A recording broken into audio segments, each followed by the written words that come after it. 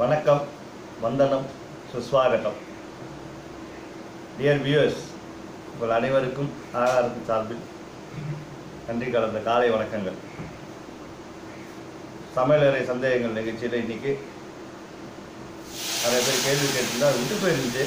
அது இன்னொரு எபிசோடாக போடணும்னு சொல்லிட்டு இப்போ எடுத்து வச்சுருக்கோம். கேள்வி ஒன்று படிச்சுட்டு அதுக்கு ரிப்ளை கொடுக்குறேன், பாருங்க.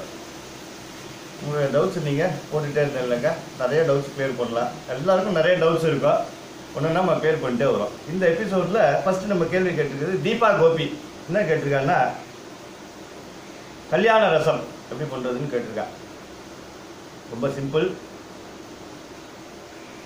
புளியை நல்லா கரைச்சி கொதிக்க விடுங்க. அதில் கொஞ்சம் மஞ்சப்பொடி, வெறும் மிளகாத்தூள், தனியாத்தூள், ஜீரகப்பொடி, காரத்துக்கு தகுந்த மாதிரி எல்லாத்தையும் போட்டுங்க. நீங்கள் மிளகா பொடியும் மஞ்சள் பொடியும் எவ்வளோ போடுறாங்களோ அந்த அளவுக்கு சேர்த்து. இப்போ மிளகா பொடி 1/2 ஸ்பூன் போட்டேன்னாக்கா தனியாத்தூள் 1 ஸ்பூன் போட்டு, டபுள் தி அமௌண்ட் தனியாக போட்டு நல்லா கொதிக்க விடுங்க. கொதிக்க வச்சுட்டு ஒரு துண்டு வெல்லம் அதில் போட்டுங்க. கொத்தமல்லியை போடுங்க. இஞ்சி நல்லா துருவி அதில் கொஞ்சம் போடுங்க. நல்லா கொதிக்கிட்டோம்.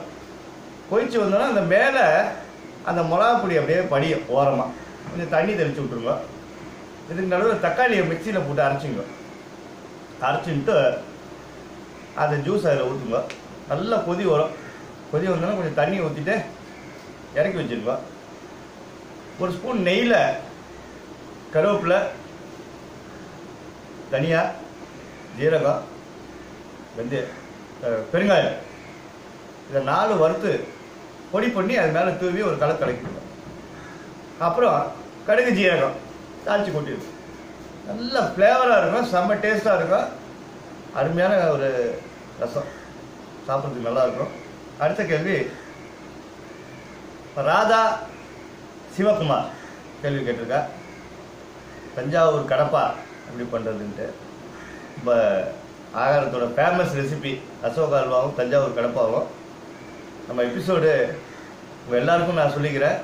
இந்த தஞ்சாவூர் கடப்பா வீடியோஸ் இந்த போட்ட 1 வருஷத்துக்குள்ளே it has reach more than 40,476 viewers in YouTube.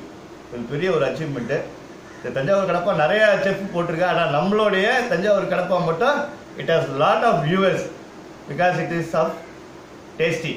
அந்த டேஸ்ட்னால அந்த டிப்பிக்கல் ட்ரெடிஷ்னலுங்கிறனால நல்ல ஒரு ரீச் ஆகிருக்கு. தஞ்சாவூர் கடப்பா ரொம்ப சிம்பிள். எண்ணெய் வச்சுட்டு பட்டை, லவங்கம், ஏலக்காய், கிராம்பு, அப்புறம் பெருஞ்சீரகம் இது எல்லாத்தையும் தாளிச்சிங்க. தாளிச்சுட்டு வெங்காயம், தக்காளி நறுக்கி போட்டுங்க. நல்லா வதங்கினோன்னா வேக வச்ச உருளைக்கிழங்கு மச்சி போடுங்க. மச்சி போட்டு தேங்காய், வரமிளகா, பொட்டுக்கடலை இதை தனியாக அரைச்சி அதில் ஊற்றி நல்லா கலக்கிட்டு கொத்தமல்லியை கருவேப்பிலை போட்டு நல்லா கொதி விட்டோன்னே இறக்கிடுங்க. நம்ம ஆகாரம் யூடியூப் வீடியோ ரெசிப்பியில் இது இருக்குது. நல்ல ஒரு ரெசிபி, செஞ்சு சாப்பிட்டு சொல்லுங்க. அடுத்தது Akila Ganesan typical french fries எப்படி பண்ணுறது அப்படின்னு கேட்டிருக்கேன்.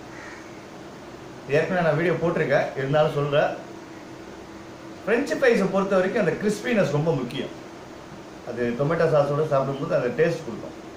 முதல்ல ஃப்ரெஞ்சு ஃப்ரைஸுக்கு வேணுங்கிறதுக்கு 6 சென்டிமீட்டர் லென்த்து, 6 அங்குலம் நீட்டு இருக்கணும். அதான் ஃப்ரெஞ்சு ஃப்ரைஸோட அளவு. 6 mm by 6 mm க்யூப்ஸாக கட் பண்ணணும். அப்புறம் டைசிங்னு பேர். அந்த கட்டிங் டெக்னிக்ஸில் அது தெரியும், அது நிறையா போட்டிருக்கேன். ஃப்ரெஞ்சு ஃப்ரைஸை நல்லா கட் பண்ணிவிட்டு ஒரு தண்ணியில் கொஞ்சம் வார்ம் வாட்டரில் கொஞ்சம் உப்பு போட்டுட்டு இதை போட்டு நல்லா கலக்குங்க, அலசிங்க. அலசி அந்த தண்ணியை கொட்டிடுங்க. மறுபடியும் இன்னும் கொஞ்சம் வார்ம் வாட்டர் ஊற்றி அதில் உப்பை போட்டு மறுபடியும் அதை போட்டு கலக்கிட்டு ஒரு பிளெயின் கிளாத்தில் காய போட்டுருங்க. ஒரு 10 நிமிஷம் தண்ணியெல்லாம் போனதுக்கப்புறம் எண்ணெய் நல்லா மீடியம் ஃப்ளேமில் வச்சுட்டு நல்லா பொரிச்சு எடுத்துருங்க. எரிச்சிட்டு கொஞ்சம் சால்ட்டு மேலே போட்டு ஒரு குழுக்கிட்டாக்கா ஃப்ரெஞ்ச் ஃப்ரைஸ் ரெடி. செம்ம டேஸ்ட்டாக இருக்கும். அது டொமேட்டோ சாஸ் அருமையான காம்பினேஷன். பசங்களுக்குலாம் ஒரு பிடிச்ச டிஷ்ஷு. யாருமே வேண்டாம்னு சொல்ல மாட்டா. ஃப்ரெஞ்சு ஃப்ரைஸ் போனால் உடனே ஃப்ரெஞ்சு ஃப்ரைஸ் தான் ஹோட்டல்லாம் போனேன். அது மாட்டிலே செஞ்சு கொடுத்தோம்னாக்கா பசங்க நல்லா நிறைய சாப்பிடுவாங்க. ஹோட்டலுக்கு போகிற செலவு பில்லு கட் ஆகும். அடுத்தது அன்னபூர்ணி சிவராமகிருஷ்ணன் கேட்டிருக்கா, டிப்பிக்கலாக காரக்குழம்பு எப்படி பண்ணுறது? முதல்ல ஒரு பேசிக்காக ஒன்று தெரிஞ்சுக்கணும். காரக்குழம்புக்கும் வத்த குழம்புக்கும் உள்ள வித்தியாசத்தை தெரிஞ்சுக்கணும். நீங்கள் வத்த குழம்புல வத்தல்லாம் போடலாம், அவரைக்காய் போடலாம், முருங்கைக்காய் போடலாம், வெங்காயம் பூண்டெல்லாம் போடலாம். ஆனால் காரக்குழம்பு கத்திரிக்காயில் பண்ணால் மட்டும்தான் டேஸ்டாக இருக்கும். அதான் நீங்கள் கல்யாணத்துலாம் போனீங்கன்னா காரக்குழம்பு ஊற்றுவா, மொச்சை, முந்திரி, கத்திரிக்காய், புளி நல்லா கெட்டியாக கரைச்சி வச்சுக்கணும். கத்திரிக்காய் நல்லா ஒரு பெரிய கத்திரிக்காய் 4 துண்டாக நறுக்கி வச்சுங்க. மொச்சையை ஊற வச்சு வச்சுருங்க. ரைட்டா?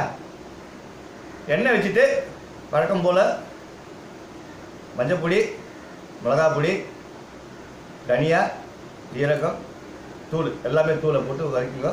கல்லுப்பு, 4 மிளகு எல்லாத்தையும் போடுங்க. கல்லுப்பு மிளகு எல்லாத்தையும் போட்டு எல்லாம் வதக்குனதுக்கப்புறம் இந்த கரைச்சி வச்சுருக்க புளி அதில் ஊற்றுங்க.